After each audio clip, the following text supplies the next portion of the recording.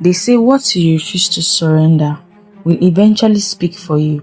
And in Ayetoro, their hidden desires spoke for them and opened a door darkness was waiting for. A door that almost consumed an entire village. If you missed the previous parts of the Akara Seller of Ayetoro, go back and watch from part 1 so you can fully understand the mystery, the spiritual battle, and how Pastor Daniel fell under Mama Shade's control.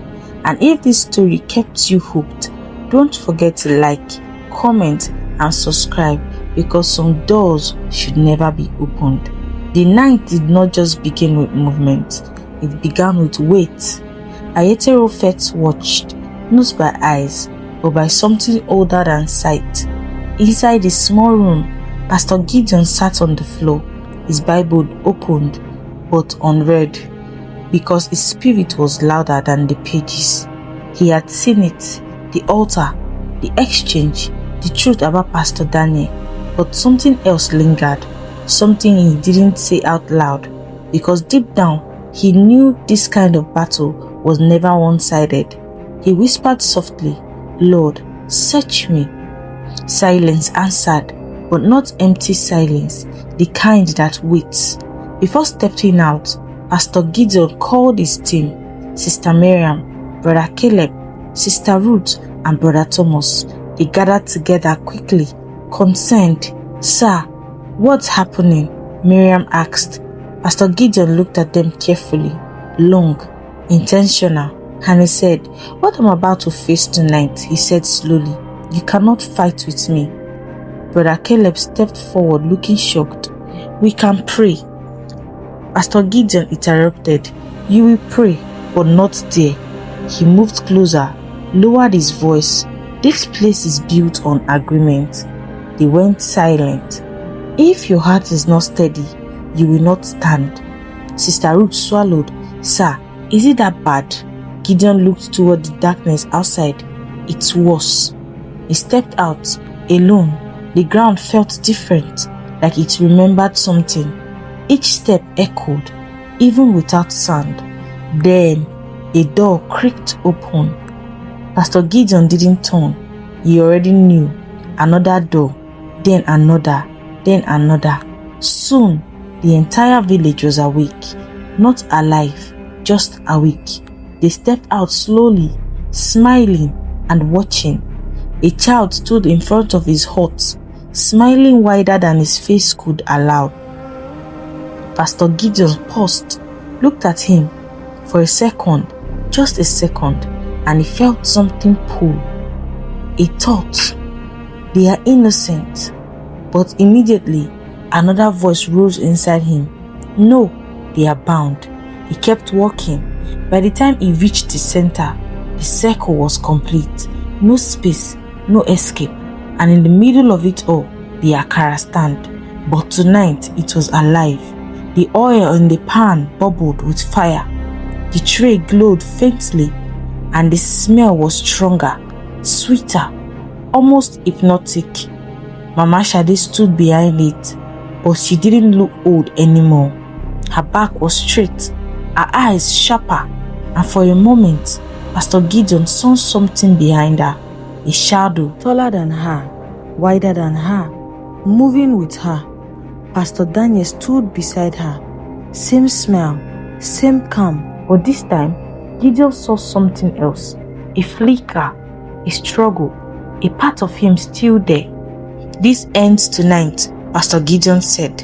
Mama Shade laughed, but this time, the laugh echoed, not once, but twice, like something else was laughing with her. "You came alone," she said. Pastor Gideon replied calmly, "I am not alone." For a moment, the air shifted. Then something unexpected happened. A villager spoke, a man standing in the crowd. "We don't want to be free." Silence fell. Pastor Gideon turned slowly. Another voice, a woman this time. "We are tired. This peace, we like it." Another person said. Pastor Gideon's heart tightened because now it was clearer than ever. This wasn't just captivity, it was consent. Mama Shade smiled softly. "You see?" She gestured around. They chose this. Her voice dropped. They bring their pain and we take it, and in return, they rest. The smell of Akara grew stronger. Suddenly, Gideon felt something. A pull. A memory surfaced. A time he was exhausted, drained, tired of fighting for people, and a thought whispered, "You can rest too." His breathing slowed, and just for a moment, Mama Shade stepped forward slightly. "Just one," she said softly, offering him Akara. Gideon closed his eyes tight. Then he spoke, not to them, but to God. "I refuse comfort that cost my soul." There was silence. Then the earth cracked and everything changed instantly. The villagers screamed. The mist rose violently. The shadow behind Mama Shade expanded, now very visible. A towering dark form, eyes glowing, breathing. Daniel stepped forward, struggling. "Gideon," he whispered, "help me." Pastor Gideon stepped closer. "Let go," he said. Daniel shook. "I can't." Pastor Gideon's voice sharpened. "Then choose." Daniel screamed and fell. The shadow snapped violently, like something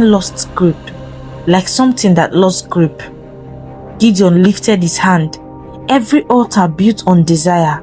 The ground shook violently. "Break," he said. The Akara stand shattered. Darkness exploded. Screams filled the air. The shadow collapsed into itself. She let out one final scream, then dropped. Lifeless. Empty. Silence returned, but this time it was real. The villagers didn't smile. They cried. Some screamed. Some held their heads, because now they felt something they had been running from. One man shouted, "Take it away." Pastor Gideon looked at him. "I didn't give it to you. You must release it." Daniel sat on the ground, broken.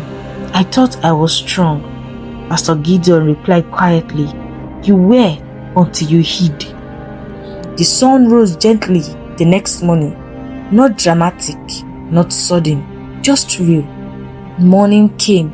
Ayetoro was no longer silent. People spoke, cried, prayed. Mama Shade was buried. No ceremony, no honor. Pastor Daniel left the village, not in shame, but in repentance, to be restored. Pastor Gideon stood at the empty space where the Akara stand once stood, quiet, still. Then he whispered, "Guard your heart," because now he understood something deeper than the battle, something more dangerous than spirits. It was desire. Desire is never silent. And he understood that not every evil forces its way in. Some wait until you invite it with what you refuse to let go. And in Ayetoro, they didn't lose the battle, they surrendered it. Do not forget to like and subscribe to this channel.